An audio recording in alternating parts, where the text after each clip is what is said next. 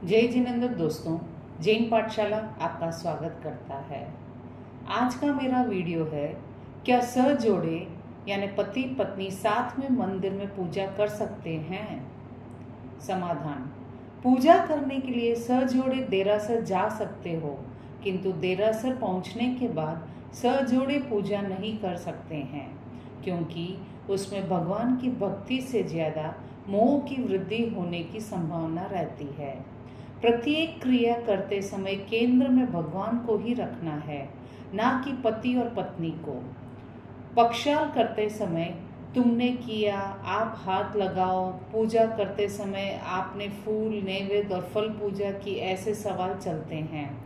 पति अथवा पत्नी ने पूजा की या नहीं की, उसमें ध्यान ज़्यादा होता है, लेकिन भगवान की भक्ति में ध्यान नहीं लगता। जो लोग सजोड़े बैठकर भगवान की अष्ट प्रकारी पूजा करते हैं, उन सभी लोगों को ऊपर की बात का अनुभव जरूर हुआ होगा। स्वयं से पूछें कि क्या ऊपर बताई हुई बातें सही है या गलत। याद रहे, आपको भगवान की पूजा करनी है, नहीं कि पति पत्नी ने पूजा सही की है या नहीं की, उसके ऊपर ध्यान देना है। ऐसा कौन कैसे चल सकता है?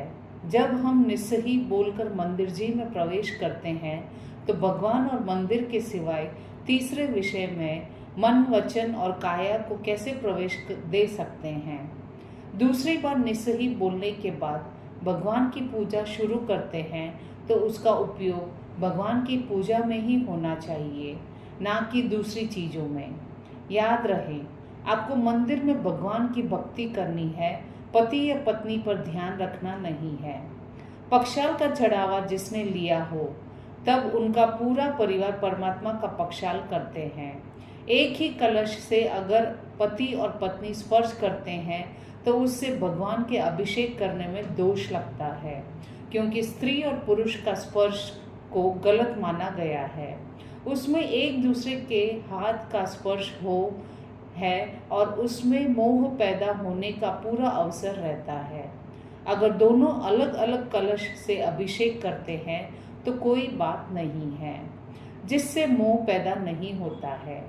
चैत्यवंदन भाष्य में कहा गया है कि भगवान के दाएं ओर पुरुष और बाएं ओर स्त्री को खड़े रहकर पूजा दर्शन करना चाहिए। अगर अष्टप्रकारी पूजा करते समय भी इसी को अपनाना चाहिए। हकीकत में यह नियम ब्रह्मचर्य को सीमा पालन में आता है। जहाँ पर स्त्री बैठी है, वहाँ पर पुरुष 48 मिनट तक, और जहाँ पुरुष बैठा हो, वहाँ स्त्रियों को 3 प्रहर तक बैठना नहीं चाहिए। यह ब्रह्मचर्य की मर्यादा है। जो लोग सजोड़े बैठ के पूजा करते हैं, वहाँ विजातीय व्यक्ति कैसे दर्शन पूजा कर सकते हैं? अगर ऐसा होता है, तो ऊपर की मर्यादा का पालन नहीं होता। जहाँ स्त्री बैठी है, वहाँ साधु भगवंत, और जहाँ पुरुष बैठे हैं, वहाँ पर साध्वी जी भगवंतों को चैत्यवंदन करने की बारी आती है, तो इस मर्यादा का पालन नहीं हो सकता है।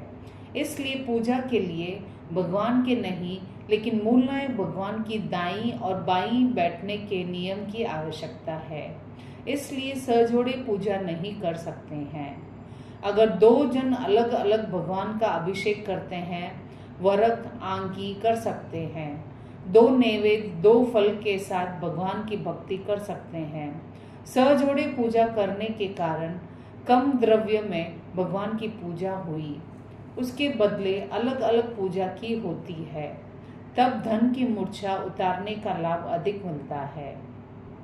अष्टप्रकारी पूजा पति और पत्नी को सिखाने के लिए की हो, तो वह सजोड़े पूजा में नहीं आती है, और यह 3-4 दिन में सिखा सकते हैं, लेकिन हमेशा के लिए पति पत्नी सजोड़े पूजा नहीं कर सकते।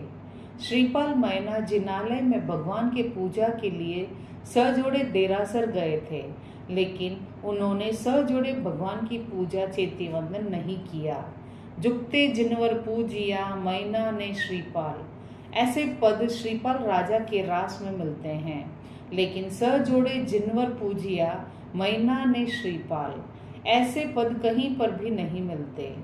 जुगते शब्द का अर्थ उक्ति पूर्वक होता है, लेकिन सजोड़े नहीं होता, यह बात का ध्यान रखना चाहिए। माता रूप सुंदरी जब जिनालय में आती है तब श्रीपाल आगे बैठा है, मैना और कमल प्रभा यानी श्रीपाल की माता पीछे बैठे हैं। ऐसा श्रीपाल राजा के रास में आता है। इससे यह पता चलता है कि श्रीपाल और मैना साथ में बैठ के पूजा और चैत्यवंदन नहीं करते थे। अगर जिनेश्वर आज्ञा विरुद्ध कुछ कहा हो तो मिच्छामि दुक्कडम।